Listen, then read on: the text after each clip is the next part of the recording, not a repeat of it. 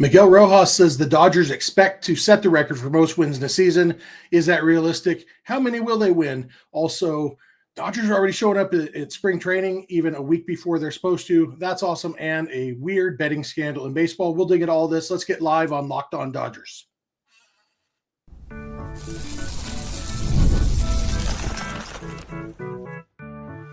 You are Locked On Dodgers, your daily Los Angeles Dodgers podcast. Part of the Locked On Podcast Network, your team every day.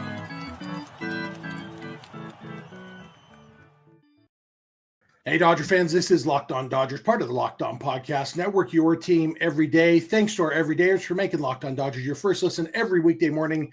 And thanks to those of you who are with us live here on Monday evening. Remember, this show is free and available on all podcast platforms and on YouTube simply by searching for Locked On Dodgers. And please subscribe wherever you're watching or listening right now. If this is your first time with us, my name is Jeff Snider. That guy next to me is my co-host, Vince Samperio. Vince and I are both lifelong Dodger fans, just like a lot of you. We've also both spent time covering the Dodgers in the press box and the locker room, so we bring you the smart fans' perspective on our boys in blue every weekday morning. This episode is brought to you by FanDuel. Super Bowl 59 is here, and there's no better way to make every play more exciting than with FanDuel Sportsbook. New customers can bet just $5, and if you win, you'll score $200 in bonus bets. Download the app or head to FanDuel.com to get started. And getting started here, Vince, good to talk to you. I haven't seen you in a few days. It's been, I guess, last time you and I did an episode together, I was at home in Utah. Here I am still in my parents' guest room in Lake Elsinore for one last night. I'll be back in my bobblehead office for tomorrow night's episode, but good to see you, man.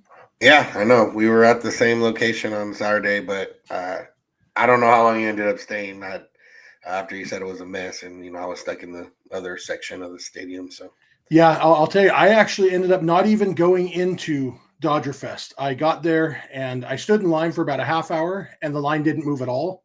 So I got out of the line and rethought all my life decisions and watched the line, and it wasn't moving very quickly. And so I just sat there and I ran into a friend, talked to him for about an hour and just chilled. And then I left, and from what I've heard, it sounds like if you had access and could get close enough, there was a lot of interesting stuff. But it seemed like it was definitely clearly a plan B location for the Dodgers that they kind of had to slap together pretty quickly. And there were probably some signs of that. But, it was still fun to be back at Dodger Stadium in the parking lot and making that drive. It's like, I have my little back way that I take to get to the stadium and all of that. It got me more ready for baseball season.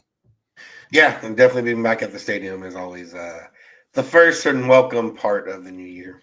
Yep, I'm looking forward to being there for a game soon enough. And the 2025 Dodgers are expected to be a pretty good team. The Dodgers, as we've talked about many times, they won the World Series, and rather than rest on those laurels, they went out and tried to get much, much better, and I think have been pretty successful in that attempt to get much, much better this offseason. Maybe not too much maybe not much better. I think they're a significantly better team than they were last year. Even with, they've obviously lost a couple people, but they made some additions that should be pretty darn exciting. And to that end, Miguel Rojas was talking to Chris Rose recently, and Chris Rose asked him, do you think that these Dodgers can set the record for most wins in a season? And Miguel Rojas said something along the lines of, it's not just that I think we can, it's our expectation to do that. Yeah, it was, I guess, surprising in the sense. Obviously, we know that the Dodgers are trying to go out and win every game they play, whether as from a player mentality, like nobody's trying to go out there, go 0 for 4. No pitcher's trying to go out there and give up, 5-6 runs. Nobody's trying to fail each and every single day. Does Dave Roberts manage to win every game per se? We've talked about this a lot, and not necessarily. He'll definitely err on the side of caution when it comes to health rather than sacrifice that for a game. But on paper, the Dodgers will have a significant advantage against a lot of different teams, especially, teams in their division, even though they play those division teams a little bit less than before, they still are significantly better than, at least 3 of the teams in the division, and really, really are too much better than the other team. So yeah, I think it's I don't think they're going into the season thinking we're going to break the most wins ever in a season, but I do think they expect to win every game. Yeah, and that's the thing. You mentioned Dave Roberts.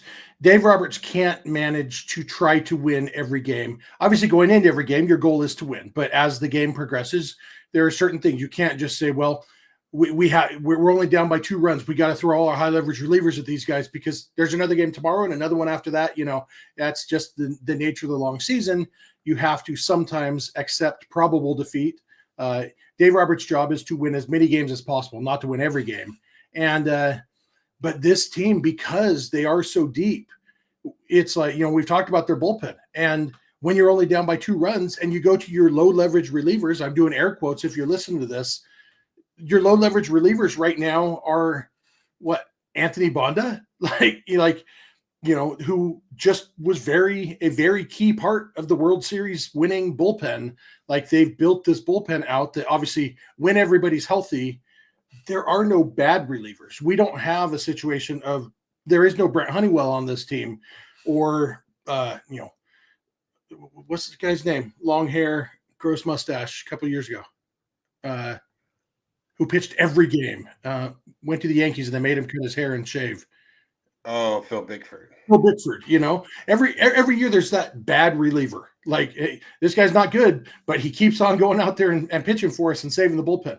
Dodgers don't really have that guy when everybody's healthy. And so that's kind of the thought with this is, even when you're not going all out to win every game, if your depth still puts you in a good position to win, even when you do go to your lower leverage relievers, and even when it is your 5th or 6th starter on the mound, and even when it's one of your stars needs a day out of the lineup, that's kind of why this team is expected to do so well. And along those lines of expectations, Fangraphs put out the PECOTA projections. The Dodgers are projected to win 103.8 games. Now, the one thing we know for sure is they won't win 103.8 games because that's not how wins work. But if we round up to 104, the next highest projection there are only 2 other teams in baseball projected to win even 90 games. The Braves are the next highest at 92.4. The Dodgers are projected to finish 11 and a half games ahead of the next best team in baseball. Like, projections are notoriously conservative. They never project anybody to win 100 games. Dodgers are 103.8. And which means if they are being conservative, I don't think 117, 120 is out of the question.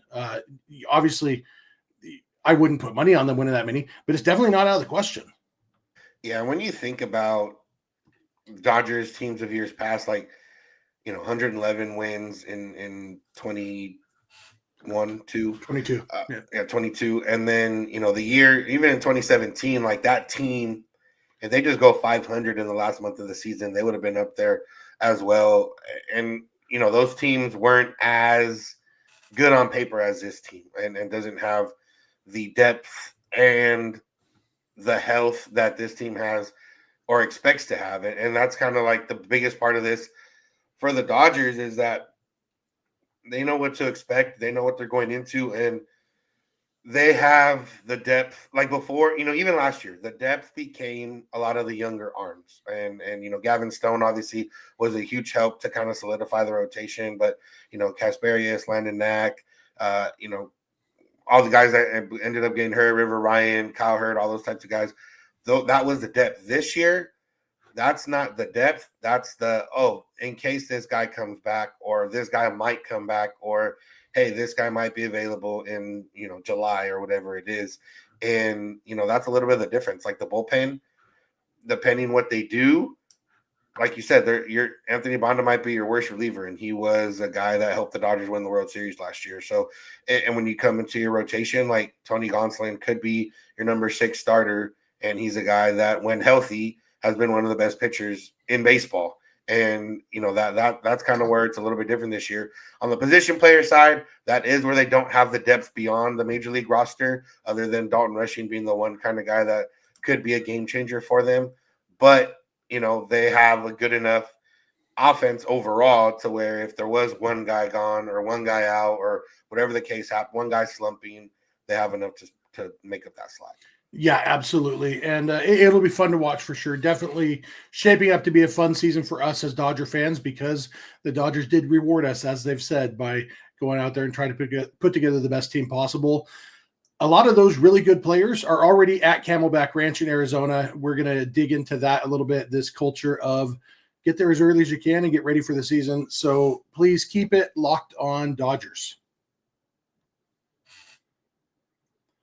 This episode is brought to you by FanDuel. Super Bowl 59 is here. One game, two teams, endless possibilities, and there's no better way to make every play more exciting than with FanDuel Sportsbook. Whether it's predicting the first touchdown, calling the MVP, or even betting on the coin toss, FanDuel makes it easy to get in on the action. With live betting all game long, you can adjust your bets as the game unfolds and feel the thrill from kickoff to the final whistle. And looking at some of those things that you can put some money on if you're so inclined. I mentioned this one the other day. The odds for any quarterback to score a receiving touchdown currently plus 7,000. That's a lot of money potential there. So if you think the Chiefs are going to run some trick play and Patrick Mahomes is going to catch a touchdown pass, you know what? That put some money on that. Boom. Really fun one. Any offensive lineman to score a touchdown is plus 1,800. Not sure. I guess that would probably be on a fumble, maybe. Or I guess tackle eligible. I wonder if that would count. If tackle eligible still counts as a lineman in that case. I guess we'll maybe find out if you put some money on that. A lot of different things you can do, and you can just bet who's going to win the game. Right now, the Chiefs are minus 120 favorites to beat the Eagles. Eagles are at plus 102. So a lot of different options there over at FanDuel. And if you win, you place a $5 bet, you win the first $5 bet, you will get $200 in bonus bets. So download the app or head to FanDuel.com to get started. Bet just $5, and if you win, you'll score $200 in bonus bets. That's FanDuel.com. Bet with FanDuel, official partner of Super Bowl 59. We are back. Thank you again for making Locked On Dodgers your first listen. Thanks to our everydayers. If you're not an everydayer, it's easy to become one. Just watch or listen every weekday morning. Also want to thank those of you who are with us live here on Monday evening. We really appreciate that. Always fun talking Dodgers with you. For your second listen, be sure to check out Locked On MLB, hosted by our buddy Paul Francis Sullivan, a.k.a. Sully. Also check out Locked On Sports Today and Locked On Sports Los Angeles, two 24/7 streaming channels on YouTube from the Locked On Podcast Network. And remember, you can go beyond the podcast and become a Locked On Dodgers insider by going to joinsubtext.com/LockedOnDodgers. Mark in the chat asks, if I play all these guitars behind me, the answer is no. I don't play any of these guitars. I am the one member of the Snider family with no musical ability. These are all my dad's guitars. I have two brothers who are hardcore guitar players, not hardcore guitar players. They both really enjoy playing the guitar too. And my mom plays the guitar. But yeah, I'm good at listening to music and singing along in a way that makes people wish I would stop singing along. And I will keep doing that. But here we are, my last episode for now from the guitar room at my parents' house. And it seems, Vince, like the Dodgers players just kind of marked this Dodger Fest as the end of their offseason. They said, okay, we're going to Dodger Fest. And then a bunch of them the next day went to Chris Taylor's charity event in Manhattan Beach that I was at. And then they just headed over to Arizona because suddenly here we are the day after Chris Taylor's event, and Shohei Ohtani is there in Arizona. He wasn't at Chris Taylor's event. I know Mookie Betts was in Manhattan Beach on Sunday, and he's in Glendale, Arizona today, already taking grounders at short with Miguel Rojas, who was also at Chris Taylor's event. Yoshinobu Yamamoto is there, Bobby Miller, a lot of guys. We haven't seen a full list, I don't think, but a lot of Dodgers are just like, hey, let's get this going. And we're still a full week before pitchers and catchers are technically supposed to report. Yeah, I mean, this has been a theme for the Dodgers the last, maybe not the entire run, but most of this run of postseason appearances. But it definitely seems a little bit different now in the sense of before it'd be, a handful of guys were there early. Now it does seem like everyone's there early. Dave Roberts did mention that Mookie was going to be there early, just to get a jump start on the shortstop and working on that and, continuing to learn that position. But it helps that a lot of these guys do already live there. I know a lot of the younger players usually live in Arizona before they get their big payday just because it is cheaper to live there in the offseason. So, Bobby Miller, guys like Bobby Miller, Vesia. I think he said he lives by one of the other guys, and a lot of those guys are there. But they do have to come back for FanFest, go back over there. But I think it just shows.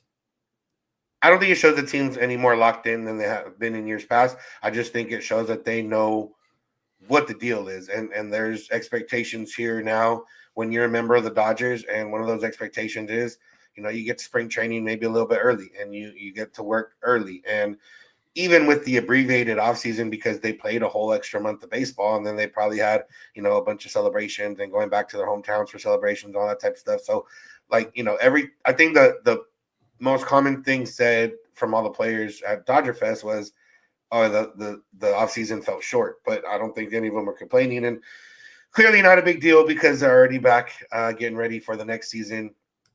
And even if they didn't play earlier in for the Tokyo series, I still believe this team would have been, doing the same exact thing they're doing right now. Yeah, I think so too. And this is really a case of knowing that they leave for Japan on March 10th or something to head to Japan to get ready for that 2-game series against the Cubs. They'll play some exhibition games, all that, which means you've got a month from the time pitchers and catchers report to when they are leaving for Japan and expected to basically be ready for the season. And yeah, they do come back and play more spring training after the Japan games, which is always weird. But basically they have a month of spring training, and spring training is usually 6 weeks. And you can either complain that you have a shorter spring training or say, hey, you know what? Nothing's keeping me from just showing up early and getting my full time in. And so it might just be as simple as these MVPs. The fact that Mookie Betts and Shohei Ohtani are two of the ones that we know are there, it's like these guys, they know what it takes to be great. And that has an impact on the younger guys saying, well, if Shohei's showing up, if Mookie's showing up, of course I'm going to show up. Why would I not want to do everything that these superstars are doing? And that is something that we've definitely seen with it. So many people who don't like the Dodgers just kind of dismiss the question of culture. Well, of course, everyone wants to play for the Dodgers because they spend all the money, so they're going to win. That's, money does amazing things. It's like, you cannot dismiss this culture if you don't understand it. And the fact is, yes, the Dodgers have a culture of personal responsibility. And we remember when Mookie first came to the Dodgers before the 2020 season, and he kind of brought that with them a little bit and kind of changed the mindset a little bit of this team. And that is this culture of, we've heard young guys say they let you be yourself, but they also show you how to be the best version of yourself you can be. Those are things that are very, very real. And we don't know. There's no way to quantify. Does that add 1 win a season for the team, or does it add 10 wins? We don't know. But the fact that this culture exists definitely adds a lot of wins, because it does make Teoscar say, I don't care who else offers me what. I want to come back to the Dodgers. It makes Clayton Kershaw say, you know what? I'm going to end my career at the Dodgers. I'll play for whatever money they give me, just so I can be a part of this. And Shohei Ohtani, obviously loves it here and has helped. We don't know how much a hand he had in recruiting Yamamoto and Sasaki, but obviously it didn't hurt. And Freddie Freeman, has seen it. Everybody, like Blake Snell, wanted to be a part of this. Winning is definitely a part of it, but the culture is a big part of it. And I think that these guys showing up before they have to spring training is definitely a symptom of that culture in a very good way. Yeah, it's different from, you don't hear it as much anymore, but I would imagine for a lot of veteran players, spring training feels kind of like you got to be up early than normal. Like these guys are getting to the clubhouse pretty early because you're starting everything, earlier in the day, working out earlier in the day. Once you get started getting into Cactus Leagues games, they'll start at 1 p.m. So, you're starting your whole day early. And yeah, pitchers have to get ready and build up their arm strength, which they could do without having to do, all the playing games and all that type of stuff. Hitters it depends how they really feel. Like you could, start the season and be good to go, or you might need 40, 50 at-bats, just depending on who you are as a player, who you are as a hitter. But I think for the Dodgers, this is an established culture, and that's the biggest part about, what may be different from other things. Yeah, obviously they spend a lot of money. Obviously they have a lot of talent on this team. Obviously, there's a lot of different things here and there that give the Dodgers advantages in different ways. But even with all that, their star players showing up a week before they have to show up, that's something that no amount of money can really do, because that's just your guys setting the tone for the rest of the team. Yeah, and the fact is, a lot of teams have spent a lot of money for a lot of years, and money does not equate to success. Money absolutely helps, and none of us are going to say it doesn't, but the Dodgers have made a focus of getting the right guys, which includes culture and work ethic and all of these things, in addition to baseball playing ability. And they've done a really good job of doing all that. We are going to come back. That's probably mostly what we'll talk about the Dodgers specifically tonight, because there is some news in Major League Baseball. Umpire Pat Hoberg lost his job on Monday. We will dig into why and talk a little bit about that. So thank you for making Locked On Dodgers your first listen, and please keep it Locked On Dodgers.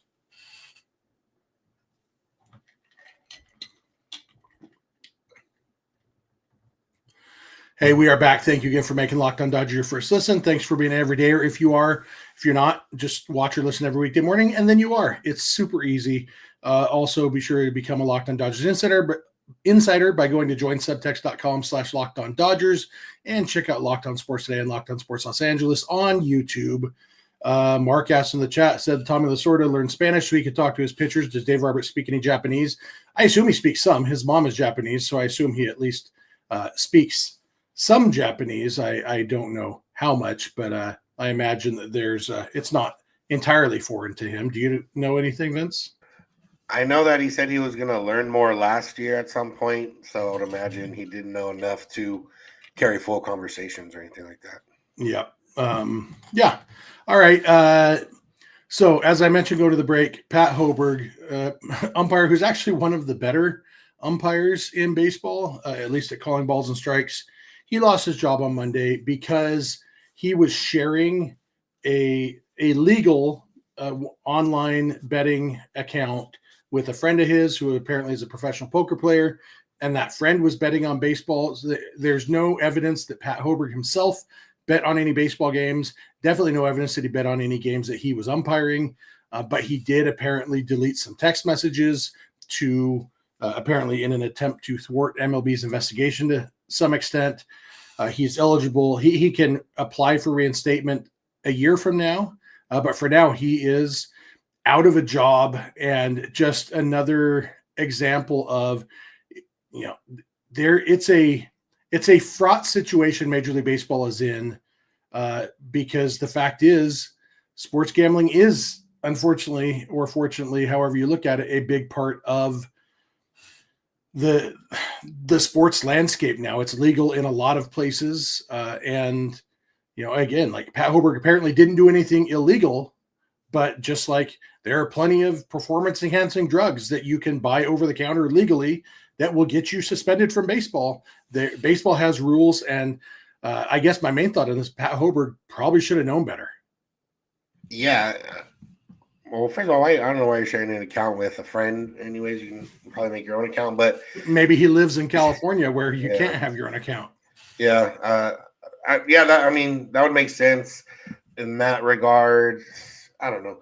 Who knows how it came up? I don't remember seeing anything of why it came up, how it came up. But yeah, sports are in a weird, tricky place right now with sports betting. We've seen it in the NBA a couple of times now. One, with the player Jonte Porter, who was doing basically, feigning injury to help some of his unders hit. And, we had another one last week, I think, in another investigation, and another player that could be going through and fixing games, or at least his stats in the very least. And, there is betting is so much money right now. And a lot of these, I wouldn't say a lot of these sports wouldn't be surviving without betting money, but a lot of these sports would either be struggling or have to find different ways to be as profitable and have the revenue and, have the different revenue streams that they would if there wasn't betting. And it's in a tough spot because it is so prevalent. And even like California, you can't bet, but you can use daily fantasy sports, which is essentially in itself just a different way of betting, semantics to get out of the way there. And it's very conceivable to think, okay, someone is always going to think they're smart enough to beat the system. And someone, there probably are people that have beat the system in different ways, maybe already, that we don't know about and will never hear about. And it's good to see that there are repercussions and people found out, I guess, every so often, but it's also a double-edged sword of, well, if you're finding people, that means there are probably way more people doing stuff like this. Yeah, it's kind of interesting. I also saw a report, the bookie in the Ipe Mizuhara case, the illegal bookie who Ipe was using, said in an interview that he believes that at least 50% of professional athletes are betting on sports. And the thing is, he's probably right, especially depending on how you define betting. Like if they've put $20 on in a NCAA, March Madness bracket pool, that's technically betting on sports, and so, if you're counting that, it's probably more like 98%. But even if we're going, using one of these online betting sites, these legal sports gambling sites, the fact is it's allowed. As a Major League Baseball player, you are allowed. If you live in a state where it's allowed, you can, go on one of these betting sites and bet on the Super Bowl. You can't bet on baseball. And that's where it gets tricky and where it is a little bit fraught, like I said. But also, Pete Rose, Shoeless Joe Jackson, they've made movies about this. Like everybody involved with baseball knows very clearly there's no fine line here. The fact is, you're either betting on baseball or you're not. And that's nobody has ever accidentally put money on a baseball game, I meant to bet on the Chiefs to win the Super Bowl, but instead I accidentally bet on the Lakers to win and the Dodgers to win the World Series. Like, oh, oops, one of those teams plays baseball. Oh, shucks. No, every baseball player or umpire who has ever bet on baseball did so knowing I am breaking a rule here. If I get caught, I am going to get busted. Pat Hoberg apparently didn't place the bets himself, as far as they can tell. His friend did. That's just as dumb. Unless you, I don't think I would share an account like that with my wife even, that's the sort of thing. If you are in a profession where, one wrong thing on this app could get me fired, no, you're not going to give anybody else access to that app. It's just dumb. And so, I guess on the principle of people doing dumb things deserve to get fired, I guess I'm pretty much in favor. It is a bummer that he is actually one of the better umpires. And, it is kind of sad. Richie before in the chat said, but Angel Hernandez never got fired, because being bad at your job isn't a way to get fired as an umpire, but betting on baseball or doing something as close to betting on baseball as what Pat Hoberg did, absolutely going to get you fired. And and we recognize it is kind of interesting, when Vince, when you and I were texting earlier today about what we're going to talk about tonight, we talked about this and I said, do we have a FanDuel ad tonight? And you said, yep. And, but that's the thing, where sports betting is legal, it is legal. It never passed a smell test when Ipe says, well, at first I didn't realize I was betting with an illegal bookie. Come on, dude. Just wear a t-shirt that says, I want people to believe I'm stupid, even though I'm not. Everybody knows the rules. And so, FanDuel, you live in California, Vince, it's not legal for you to do it. And we often have people asking, why do you read FanDuel ads when most Dodger fans can't do it? And I say, well, the ads are sold by the network as a whole, and there's enough there. And we have plenty of listeners who aren't in California and do live in places where FanDuel is an option for them. And FanDuel has the daily fantasy now too. So so there's things you can do. But in the end, ultimately, if you have a job where using FanDuel will get you fired, I know there are advertiser. Do not use them if using them is going to get you fired. And the only job I know of where it would is if you use FanDuel to bet on baseball and you're a professional baseball player or umpire. Don't do it. So if you're listening, any Major League Baseball player is listening to the sound of my voice right now, don't bet on baseball. There, beyond that, do it responsibly, make your choices in life. And, but it can get annoying sometimes how much all of this, DraftKings and FanDuel and what is it, BetMGM or whatever, all these different betting sites and apps that it's just every game you watch, here's the odds on this and this and this. And I get it, that bothers some people. But in the end, just don't be an idiot, Yeah. And, like I said, the NBA player that got in trouble, that's an idiot in those words. And, the was a manager of one of the college teams a couple years ago. He got caught betting against his team or on his team, I think against his team. And, there's obviously where money comes, there's always going to be issues, especially when in the betting world, legal or illegal, big sums can become bigger, wins, and also can become big losses. So it just kind of depends. We know the Dodgers dealt with something with betting last year, not directly per se, but indirectly. MLB has this one directly. There's other leagues and different things that have happened with other players and coaches and managers. And, honestly, I think there's going to be a huge one at some point that I'm not going to be shocked about per se that it happened. But I would imagine like the player might shock us depending who it is. So. Yeah. You never know who it's going to be. I mean, we've heard that it was David Fletcher who introduced Ipe to this bookie, and David Fletcher's like this, you wouldn't have expected him maybe necessarily, who knows? And I, for the record, I'm not accusing David Fletcher of anything, just reporting what I've heard. There, I think that covers my bases legally. Sorry, David Fletcher, don't sue me. Anyway, interesting situation there, and we'll see what comes of it. You got anything else for today, Vince? I do not. All right, me neither. That'll wrap it up for us for today. Wrap up my California portion of this podcast. I will be back in my own personal bobblehead office tomorrow night. We'll probably be live again tomorrow, talking about whatever. We had a lot of talk in the chat today about Dave Roberts' extension. We may dig into that some more this week, because assume that's coming. A lot of stuff to talk about as spring training gets going. So we'll be back with you for that. Thank you for making Locked On Dodgers your first listen. Thanks for being an everydayer. Thanks for being here live with us.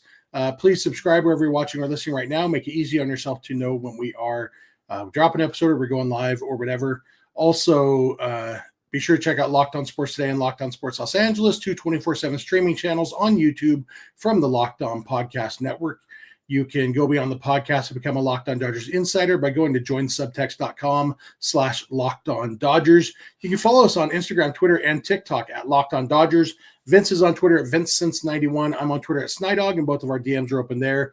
You can also email us, lockedondodgers@gmail.com, or send us a voicemail or a text message to 323-863-LOCK5625. We are here every weekday morning, and we hope you'll be here with us. When you get in your car or sit on your couch, tell your smart device to play podcast Locked On Dodgers. And remember, you don't have to agree. You just have to listen. We'll talk to you tomorrow. Have a good one.